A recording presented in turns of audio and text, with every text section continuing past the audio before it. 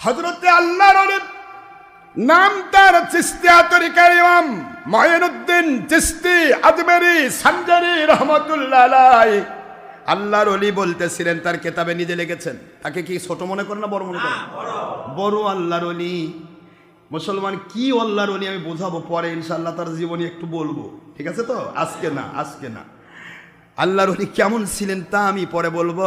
আজকে শুধু এইটুকু বলি, যার চেহারার দিকে তাকায়া 90 লক্ষ মধ্যে 1 কোটি হিন্দু মুসলমান হয়, আর আমার বাংলার সমস্ত বড় বড় বাসীওয়ালা এদের কুফরি কথা শুনে মুসলমান বেঈমান হয়ে যায়।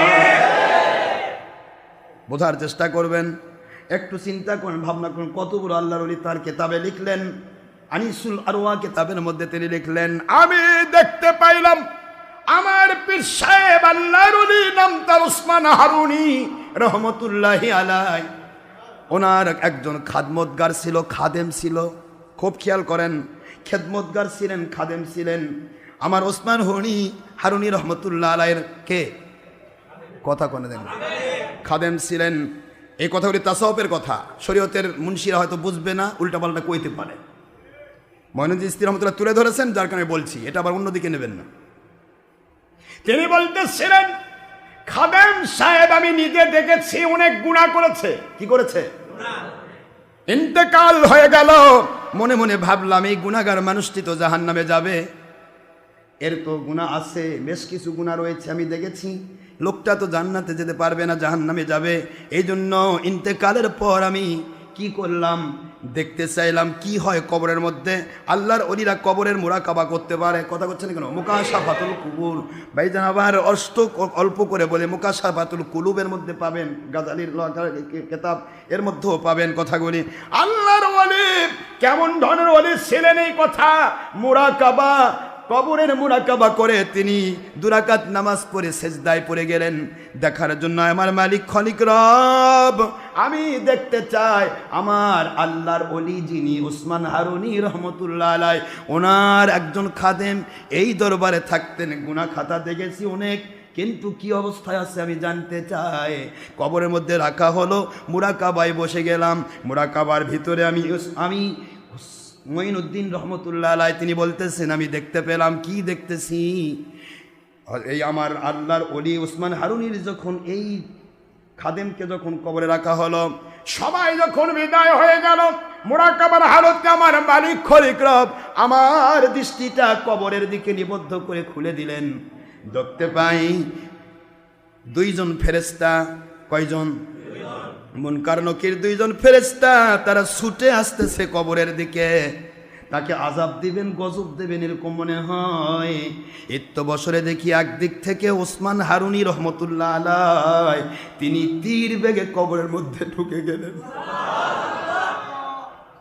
আমার গল্প নয়, মুঈনুদ্দিন চিশতি রহমতুল্লাহ আলাইহির গল্প। যদি বলেন যে ভুল, তাহলে তিনি ভুল, নাউজুবিল্লাহ। আল্লাহর ওলি বলেন, আমি কি দেখতে পেলাম? আমার জীবনীতে আমি লিখে গেলাম আমার ওলির কারামত। কত বড় দরজার ওলি ছিলেন ওসমান হারুনি রহমতুল্লাহ আলাইহি। আমি লক্ষ্য করে দেখি, একদিক থেকে 2 জন ফেরেশতা আসতেছে, আরেক দিক থেকে আমার হুজুর ওসমান হারুনি রহমতুল্লাহ আলাইহি ঢুকলেন কবরের ভিতরে। ঢোকার পরে বলতেছে, এমন কারণ কি আমার ভক্ত খাদেম যিনি গুনাহ খাতা থাকতে পারে, কিয়ামতে আমার আল্লাহর সাথে আমি কথা বলবো, কিন্তু কবরে আযাব দেওয়া যাবে না। আল্লাহু আকবার বলে।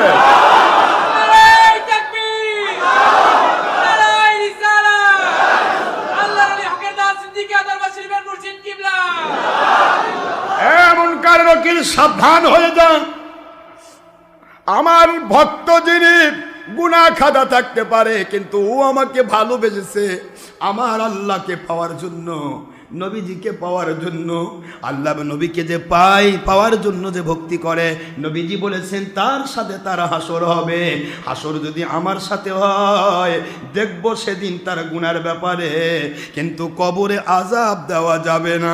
মুহূর্তের মধ্যে আল্লাহর কুদরত থেকে আওয়াজ আসতেছে, রে মুনকার নাকির সাবধান, আমার ওলি যা বলেছে তাই আমি কবুল করলাম, তার কবরে প্রশ্ন উত্তরের দরকার নাই। সুবহানাল্লাহ, জোরে বলুন। এই গল্প আমার নয়, এই গল্প মঈনুদ্দিন চিশতি রহমতুল্লাহের গল্প। যদি কোনো বাতিল কোম্পানি বলতে পারো বাপের যদি হালাল সন্তান হও, ভুল ধরো।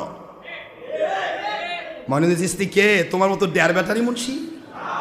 মঈনুদ্দিন চিশতি রহমতুল্লাহ তিনি, যার ইন্তেকালের পরে মাথায় সোনালী অক্ষরে লেখা উঠেছিল, হাদা হাবিবুল্লাহ মাতা ফি হুব্বিল্লাহ, ইনি আল্লাহর বন্ধু, আল্লাহর মহব্বতের মধ্যে ইন্তেকাল করেছেন।